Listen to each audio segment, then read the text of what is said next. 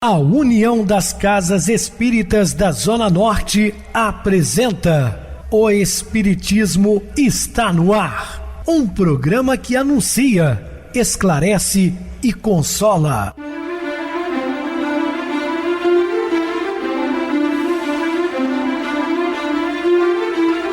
Não se turve vosso coração. Credes em Deus, credes também em mim. Na casa de meu pai há muitas moradas. Se assim não fora, eu vou-los teria dito, pois vou preparar-vos lugar. O Espiritismo está no ar. Sintonize esta frequência. Pare, pense na vida, faça perguntas. Uma ótima noite para você, muito obrigado pelo carinho, pela sintonia. Rádio Clube FM, sua voz é a nossa voz. Estamos no ar de segunda a sexta-feira, desde 2014 pela emissora, depois também pelo YouTube. O canal é Viver _ Melhor. Se inscreva, deixa seu like, sua opinião é sempre importante para nós. Ou acesse o YouTube, digite O Espiritismo está no ar. Lá encontrarão vários programas, inclusive o do dia. Recebo carinhosamente meu querido amigo, expositor espírita, Marcos Ferreira. Uma boa noite, seja muito bem-vindo. Boa noite, Pedrosa, boa noite a todos os ouvintes. Grato pela oportunidade. Vamos para mais uma noite de estudo, com muita paz e com muita luz. Bem, meus irmãos, vamos estudar sobre a mochila imperceptível. Dúvidas, entre em contato conosco, ligando para Clube FM, através do seu WhatsApp, que é 0 operadora 32 999327758. Para falar comigo, utilize a TIM 988012675, o WhatsApp 9844949, novamente 59. O e-mail, o espiritismo está no ar, @hotmail.com. Interajam conosco, façam perguntas, tirem dúvidas, podem dar sugestões ao programa. Estamos à disposição dos ouvintes. Vamos agora para aquele momento muito especial que é o nosso momento de oração. Sintonize esta frequência. O Espiritismo está no ar. Momento de oração. A prece autêntica, aquela que brota do coração buscando Deus, a Ele se entregando, torna-se um escudo de segurança, de defesa, uma proteção contra os elementos perniciosos que vigem interiormente no homem ou que vêm de fora, tentando agredi-lo. Muita paz e muita luz a todos. Estamos apresentando O Espiritismo está no ar. Bem, meus amados irmãos, estamos de volta com o assunto da noite, falando sobre a mochila imperceptível. Aonde quer que vamos, carregamos uma grande sacola escura, seja nos recantos bucólicos da natureza, seja nos campos hostis da luta humana, seja nas moradias comuns, nos lares de mau aspecto, seja nas belas e suntuosas residências. Onde estivermos, ela estará conosco. Por analogia, a sombra é uma mochila que levamos nas costas e que quase nunca é vista claramente. Quantas coisas nós carregamos, né? Na alma, sem muitas vezes necessidade. Nela está tudo aquilo que não vemos e não admitimos em nós mesmos. Uma vez levada à luz da consciência, dela emergem as nossas facetas ocultas. Mas, como diz o Senhor, nada ficará oculto, né? Que não será revelado. As áreas sombrias da psique apenas são escuras quando dissimuladas e reprimidas. Quando retiradas do fundo do abismo, do reino interior, encontramos suas funções latentes e seus valores não manifestados. Aí então ficamos integrados. Não há nada em segredo que não seja conhecido e venha à luz do dia. Então, cedo ou tarde, as coisas serão reveladas. Nós achamos que somos maus, no entanto, somos apenas ignorantes. O Cristo deixa isso muito claro quando ele afirma categoricamente que os homens não são maus, mas são ignorantes, desprovidos de conhecimentos, né, das verdades. Nós achamos que temos o interior inadequado, no entanto, temos um jeito de ser único, individual, obviamente, né? Nós achamos que deveríamos ser perfeitos, no entanto, somos apenas seres em desenvolvimento espiritual. Também pensamos que somos anormais, no entanto, somos apenas criaturas vivenciando a normalidade da imperfeição humana. Tudo que é muito escondido um dia emerge, abruptamente. pois nada há de oculto que não se torne manifesto. Nosso lado sombrio, quando aceito, pode se corporificar em forma de liberdade, saúde e serenidade. Aquelas pessoas, né, que às vezes surpreende muito, né? Ela é muito pacata, aparentemente, e de repente ela comete assassinatos brutais, aquele negócio todo. É porque, na verdade, emergiu, né? Ele já possuía toda essa má índole e disfarçava, mas veio à tona. Assim são todas as outras coisas. A falsidade, tudo isso que a pessoa camufla, um dia aparece. Também as boas ações, né? Às vezes a pessoa não quer demonstrar sua bondade, mas num ato de necessidade acaba mostrando isso e vem à tona para provar de que realmente ele é uma pessoa bondosa. E devemos viver como se fôssemos um livro aberto. Não queremos dizer que é isso, que precisamos viver escancarados para o mundo, mas que, se fechados, ficaremos impossibilitados de nos vermos claramente. Deus não quer que vivamos os anseios e os projetos da vida dos outros, e sim que conscientizemos nossos propósitos e anseios existenciais. Nós não temos que ficar preocupados com a vida alheia, na corrigenda das pessoas, né? Temos que corrigir a nós mesmos. Quer um mundo melhor? Mude você, não os outros, né? Isto é o básico. Nosso movimento interno ou inclinação natural são os motivadores que nos incitam à realização pessoal. E fora de nossa realização pessoal, nada há felicidade, paz e alegria de viver. As pessoas buscam a felicidade no outro, né? Nas conquistas materiais, nas viagens internacionais, em lugares maravilhosos, e continua muitas vezes infeliz, porque a felicidade é um estado d'alma, ela está no seu interior, não está fora de si. Eu só vou ser feliz se eu conquistar a mulher que eu desejo, o homem que eu quero, que eu sonhei, se eu comprar um carro zero, se eu construir uma mansão. Você pode até conseguir conquistar isso, mas não vai ser feliz. Felicidade, como eu falo mais uma vez, é um estado d'alma. O fato de negarmos a nós mesmos nos impede a liberdade de viver de forma legítima, sincera e agradável, verdadeira. Os aspectos internos que mais tememos podem ser o meio de acesso para a solução que estamos procurando ou ideias chaves para nossos conflitos. Também, não?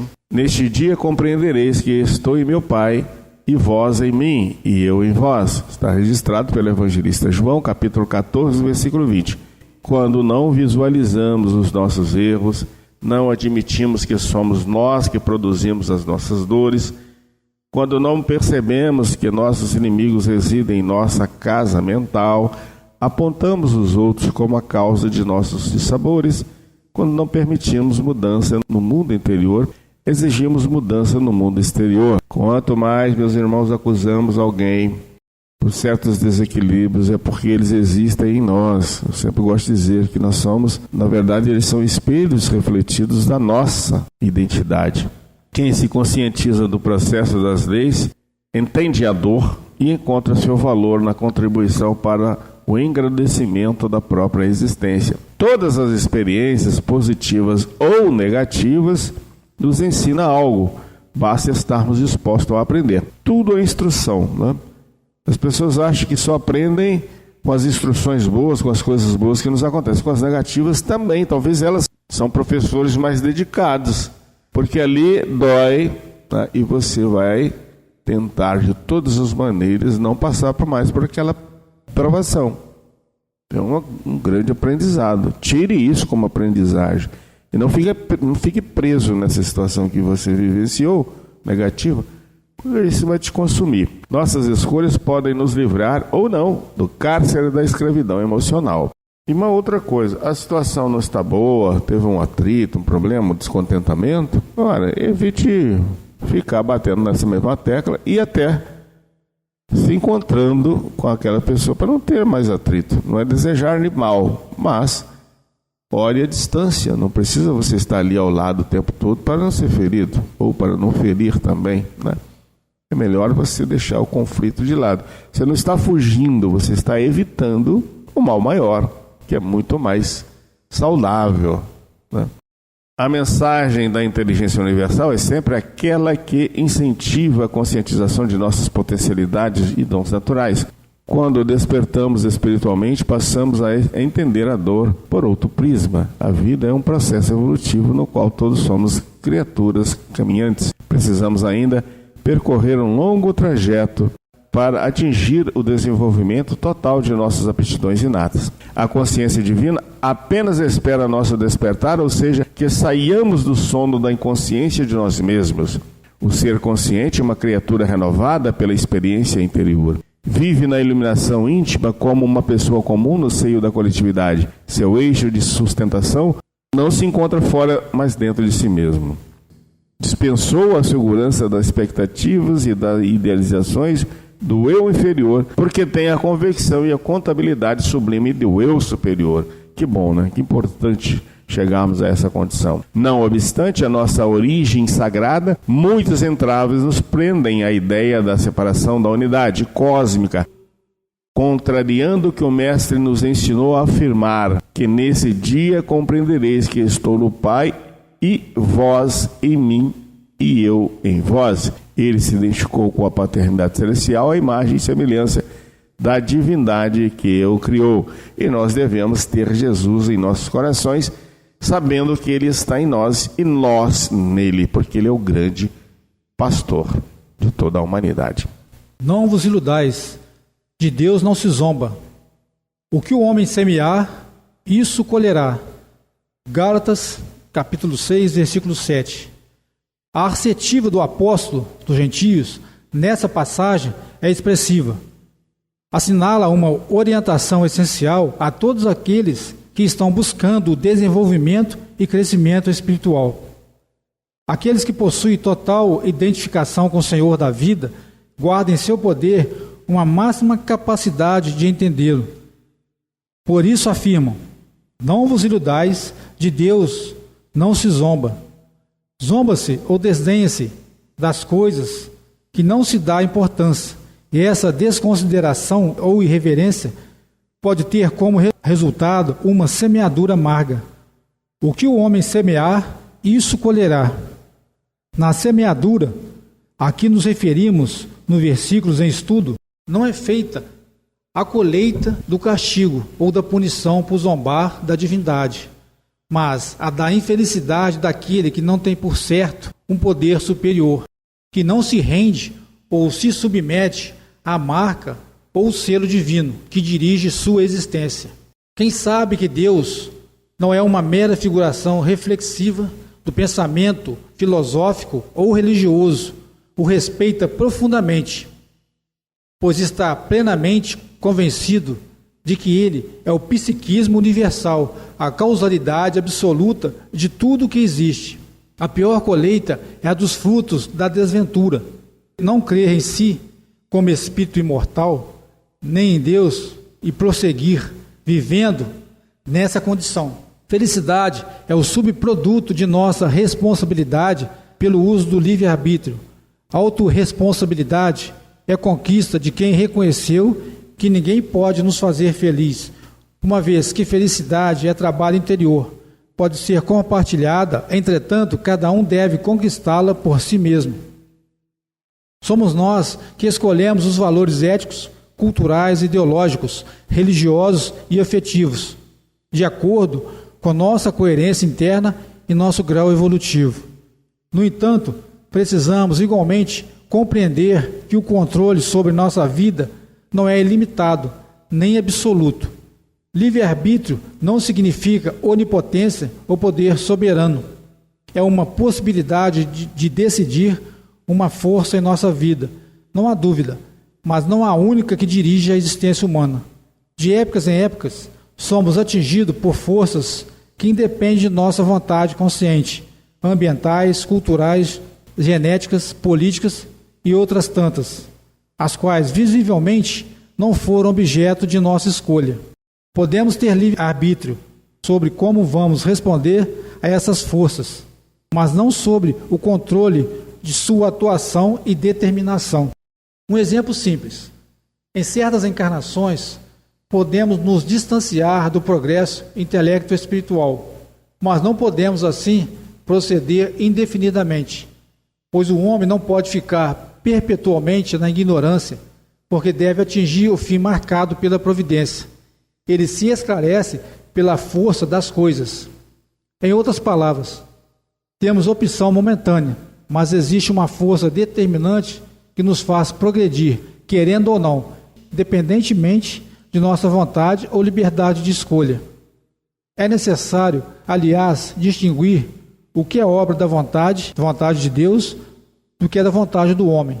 Sem exceção, as leis divinas ou naturais, escritas na consciência, são desígnios de Deus. Indicam ao homem o que deve fazer e o que não deve fazer. Eis aqui outros esclarecimentos dos guias da humanidade, que se encontram em O Livro dos Espíritos, os quais têm relação com as determinações superiores que dirigem nossas existências. Sobre a lei de adoração, a prece não pode ter por efeito mudar os desígnios de Deus, mas a alma, por quem se ora, experimenta alívio, porque recebe assim um testemunho do interesse que inspira àquele que por ela pede. Sobre a lei de destruição, os flagelos são provas que fornecem ao homem a ocasião de exercitar sua inteligência, de mostrar sua paciência e sua resignação à vontade de Deus, e orientam para demonstrar seus sentimentos de abnegação, de desinteresse e de amor ao próximo. Sobre a lei de conservação, porque todos têm que concorrer para o cumprimento dos desígnios da providência. Por isso que Deus lhe deu a necessidade de viver. A maior conquista do ser consciente é conceber que há uma soberania universal que tudo controla e dirige harmoniosamente. Por isso, ele não teme entregar as rédeas existenciais nas mãos celestes. A maior desdita do homem é ignorar que as vidas são interligadas. Existe para cada um de nós um plano divino, cuidadosamente traçado pela vida maior. É desconsiderar a existência de um desígnio celestial que nos promove, sem que o percebamos, conduzindo-nos ao progresso e à felicidade. Precisamos desafiar crenças equivocadas ou falsos conceitos, a respeito de quais são os nossos verdadeiros limites. A natureza, como um todo, precisa ser obedecida. A natureza, em mim, precisa ser conduzida. Eu plantei, Apolo regou, mas era Deus que fazia crescer. Essa imagem utilizada por Paulo em suas exortações aos Coríntios pode nos esclarecer melhor acerca dessa questão pela qual Deus conduz os acontecimentos e as criaturas para o fim que lhes foi destinado. O apóstolo diz: eu plantei, meu companheiro de ideal, Apolo regou. Isso é livre-arbítrio, mas era Deus que fazia crescer. Isso é a ação providencial que tudo faz acontecer. Deus é o mantenedor supremo do universo. A divindade criou o livre-arbítrio, nós criamos a fatalidade. Entretanto, não podemos ficar reduzidos à condição de vítima. É necessário quebrarmos o estigma dessa crença inadequada e rompermos os grilhões que forjamos para nós mesmos. Nenhuma pessoa da face da terra existe para nos servir ou satisfazer as nossas necessidades. Somos donos apenas da própria vida, mas não da vida maior. Isso quer dizer que cada homem tem um mapa sagrado de sua existência, a ser executado com a colaboração do seu livre-arbítrio, porém, circunstanciado pelo grande plano da soberania divinal. Por fim, queremos destacar que a noção de causalidade absoluta, vontade de Deus, e de livre-arbítrio, vontade do homem, que estudamos nesse versículo, não nos deve levar a uma vida de irresponsabilidade, justificando desajustes, discórdias ou separações, atribuindo-os à vontade de Deus, ou mesmo acreditar que temos um domínio e controle ilimitados, e por isso somos criaturas poderosas, ou que tudo que cremos que seja possível acontecer, acontece. Os conceitos aqui desenvolvidos são fundamentados na autorresponsabilidade e na proposta de nos colocar em contato com a realidade, pois muitos de nós temos a tendência de não assumir os fatos reais da vida, desviando a mente para fantasias filosóficas, para não responder pelas próprias ações. São considerados alienados todos aqueles que vivem em conhecer ou avaliar os fatores sociais, religiosos, éticos e culturais que os condicionam a viver de forma que vivem, e também aqueles que não percebem os impulsos íntimos que os levam a agir da maneira que agem. Não vos iludais, de Deus não se zomba. O que o homem semear, isso colherá. Não são poucos os zombadores inconscientes, que menosprezam e depreciam, sem perceberem, as incontáveis revelações providenciais que recebem todos os dias, por não notarem com nitidez a suprema luz agindo em toda parte, semeiam ilusões no terreno da própria alma e vivem indolentes, desinteressados e descrentes diante das verdades eternas. O que sentimos, pensamos e fazemos é nossa semeadura. E não querer assumir nossos sentimentos, pensamentos e atitudes também o é. A remover o vosso modo de vida anterior, o homem velho que se corrompe ao sabor das concupiscências enganosas, e a renovar-vos pela transformação espiritual da vossa mente e revertir-vos do homem novo. Efésios, capítulo 4, versículo 22 a 24. Por onde andes, observe a natureza ao teu redor. Tudo se renova e tudo se transfunde para surgir de forma restaurada. Velhas folhas são substituídas pelas jovens folhagens.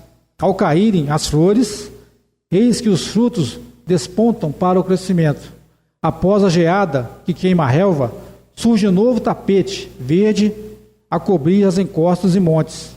Tudo que nasce é tenro e suave, repleto das potencialidades do crescer. A vida sempre se renova. Tudo obedece aos ritmos da natureza. Primavera, verão, outono e inverno são ciclos da vida que influenciam todos os reinos da criação divina. Por todos os lugares, observa as leis de Deus, convidando-te não só à transformação física, mas também à espiritual. Elas solicitam de ti que assimiles novas ideias e novas maneiras de ser, reportando-te à necessidade de mudança, disse Paulo de Tarso aos discípulos de Éfeso, que era preciso renovar-vos pela transformação espiritual da vossa mente e revertir-vos do homem novo. Somos um todo, corpo e alma, regido pelas normas amoráveis de Deus. O ser inflexível tende a ficar parado no tempo e não se adaptar, enquanto que o maleável desliza suavemente no tempo, atualiza-se e se coloca a par das coisas novas. Se não buscas a renovação em tua existência, estacionarás. É incontestável que a criatura que parou à margem da estrada evolutiva sofrerá as intempéries de uma jornada inacabada. Quem paralisou a própria caminhada dificulta seu crescimento espiritual. Quem se renova assemelha-se à grandiosidade da semente na terra. É como um grão de mostarda que, quando é semeado na terra, sendo a menor de todas as sementes da terra, quando é semeado, cresce e torna-se maior que todas as hortaliças. Lembra-te de que a água renovada é corrente, oriunda das chuvas, do orvalho, das nascentes. Enquanto que a água estagnada é aquela que em breve, por inércia, deteriorar-se-á, tornando-se um foco de lavas e de putrefação. Marcos, bem explicado. Vamos agora para o intervalo musical a seguir a nossa oração final. Mulher e dedicação.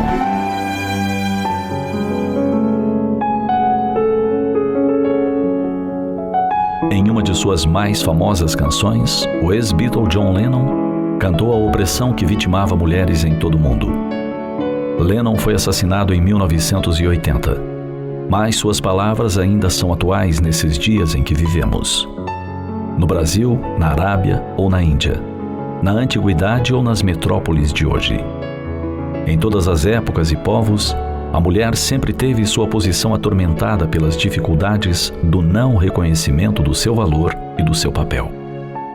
Esforça-se, rompe barreiras, mas continua assombrada por um certo desprezo, nascido da aparente fragilidade que carrega. Em alguns locais, o estigma é forte, bem visível, e oprime, fere, humilha. Em outros, a vida parece um pesadelo com a violência que assusta, com o terror que espalha. Basta ligar a TV ou abrir jornais e revistas para ter notícias dos abusos impostos às mulheres. Vilipendiadas, desrespeitadas, caladas à força, elas prosseguem.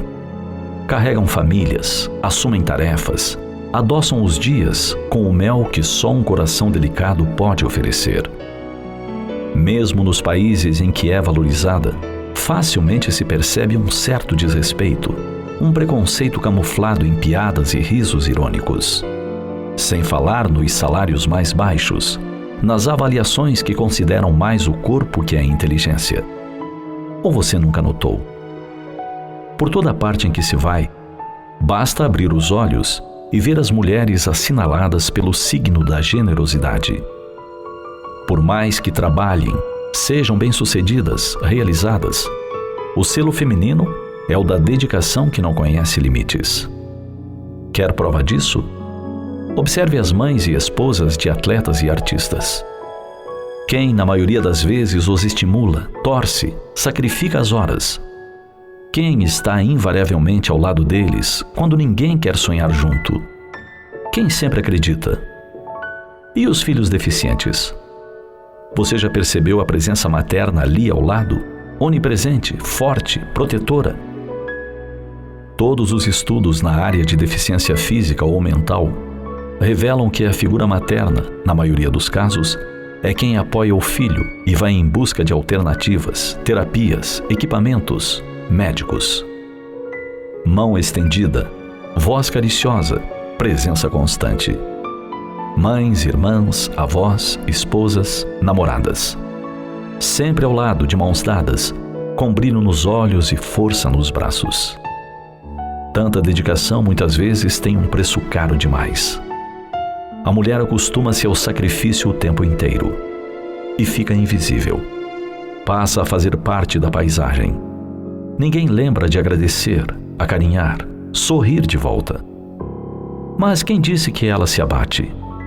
Mulher é entidade forte, cheia de graça e de poder, capaz de fazer nascer borboletas, capaz de fazer brilhar o sol.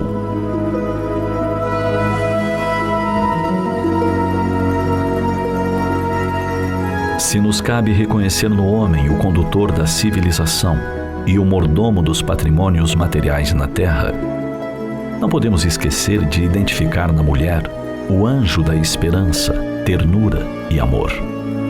A missão feminina é espinhosa, mas, efetivamente, só a mulher tem bastante poder para transformar os espinhos em flores.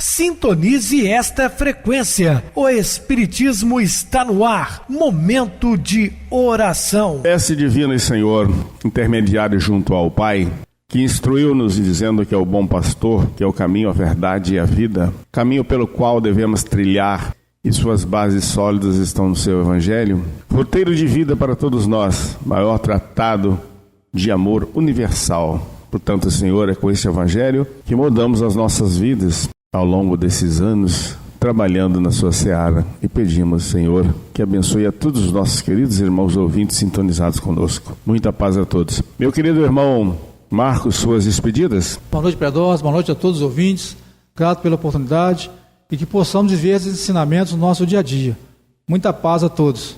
Boa noite para você, Marcos, muito obrigado pelo apoio aqui no programa. Boa noite também a todos os amados irmãos ouvintes do YouTube, internautas do Brasil, do exterior, nossos irmãos da Zona Norte e de Juiz de Fora que nos acompanham com a rádio local 87,9 Rádio Clube FM. Continuem ligados ouvindo a nossa próxima atração, o programa Batidão com o DJ Tico, a seguir na voz de Ailton Moreno, Encontro Central. Boa noite a todos e até amanhã, se Deus quiser.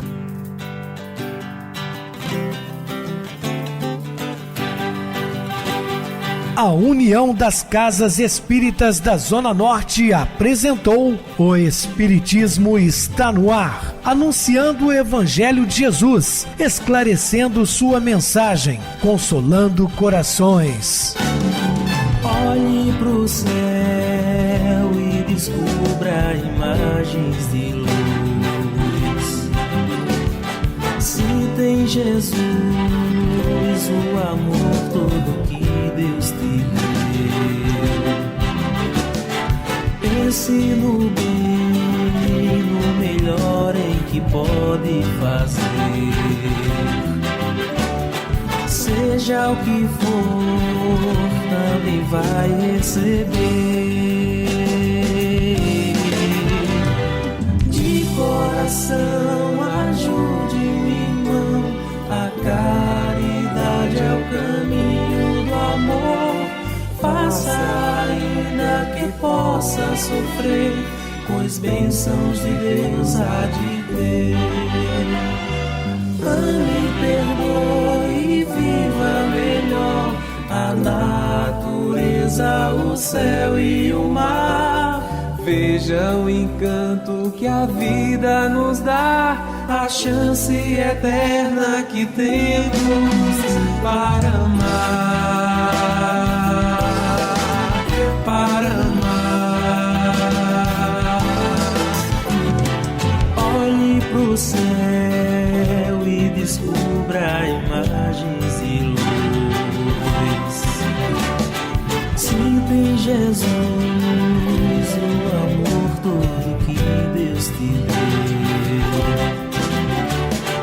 Pense no bem, no melhor em que pode fazer. Seja o que for, também vai receber. De coração, ajude o irmão. A caridade é o caminho do amor.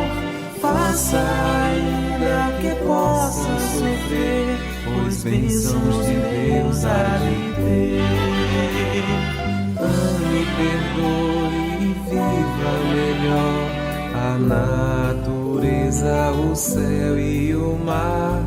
Veja o encanto que a vida nos dá, a chance eterna que temos